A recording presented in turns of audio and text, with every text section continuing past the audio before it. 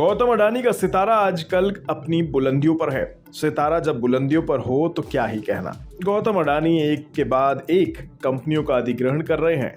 अपने बिजनेस को दिन दुगना रात चौगुना करने में लगे हुए हैं। लेकिन इन सब के बीच आप भी सोचते होंगे कि ये आदमी इतना पैसा ला कहां से रहा है। तो आज इस रिपोर्ट में हम आपको बताने जा रहे हैं कि गौतम अडानी का पूरा बिजनेस कैसे चल रहा है और इसको लेकर ग्लोबल रेटिंग एजेंसीज क्या कहती हैं। तो ऐसा है कि गौतम अडानी विश्व के तीसरे सबसे रईस आदमी बन गए हैं।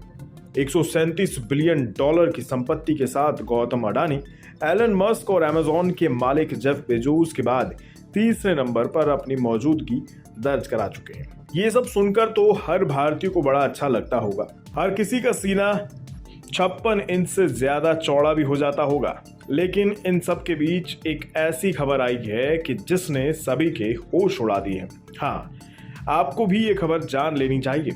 अगर आप अभी तक इस खबर से बेखबर हैं तो घबराइए मत, हम आपको विस्तार में बताते हैं।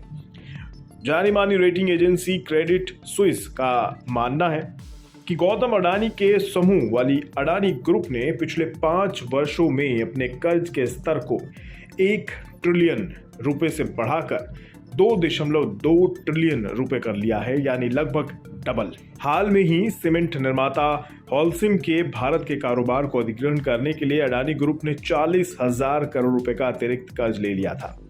इससे अडानी ग्रुप पर कुल मिलाकर 2.6 ट्रिलियन रुपए का कर्ज हो गया है। ये भारी भरकम कर्ज आप लोगों के गले नहीं उतर रहा होगा। सबको लग रहा है कि कर्ज लेकर घी पीने वाली कहावत कहीं सच ना हो जाए।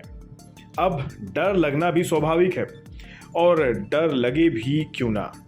2,60,000 करोड़ रुपए कोई छोटी मोटी रकम तो होती नहीं।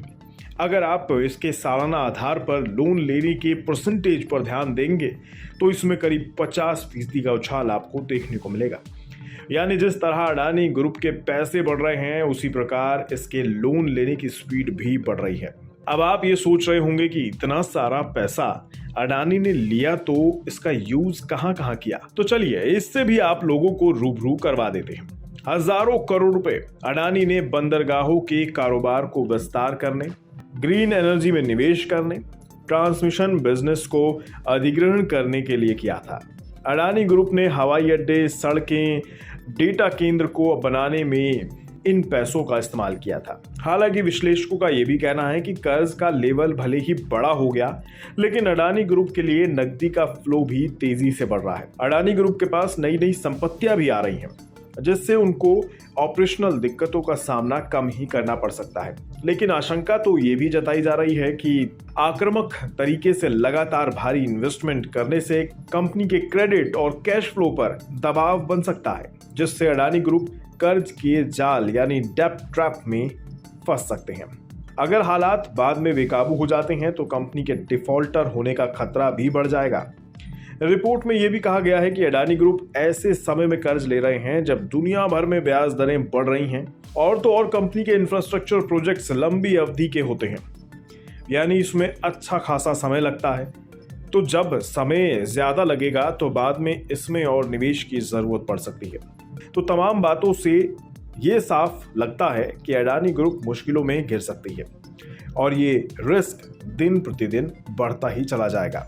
अडानी ग्रुप को लेकर क्रेडिट स्विस का यह भी मानना है कि ग्रुप कई ऐसे नए कारोबार में एंट्री कर चुका है जिसमें कैपिटल की बहुत ज्यादा जरूरत होगी, और तो और नए बिजनेस के लिए ग्रुप के पास कम अनुभव भी होगा। ऐसे में अडानी ग्रुप को एनालिस्ट ने हाई कीमैन रिस्क की कैटेगरी में रखा है। अब आप बार बार लोगों से ये तो सुनते ही होंगे कि इस ग्रुप पर सरकार की असीम कृपा है।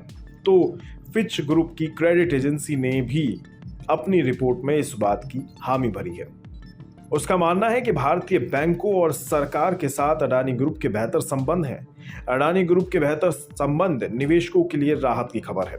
बता दें, अडानी ग्रुप की अधिकतर लिस्टेड कंपनियों का मार्केट कैप 1.5 लाख करोड़ रुपए से ज्यादा का है। सिर्फ अडानी ग्रुप की अडानी विल्मर अकेली ऐसी लिस्टेड कंपनी है जिसका एम कैप 1 लाख करोड़ रुपए से कम है। अडानी समूह की अन्य कंपनियां Adani Transmission Limited, Adani Total Gas, Adani Green Energy Limited, Adani Enterprises Limited, Adani Port and Special Economic Zone Limited, इन सब का एम कैप पहले से ही 1.5 लाख करोड़ रुपए से ज्यादा का है।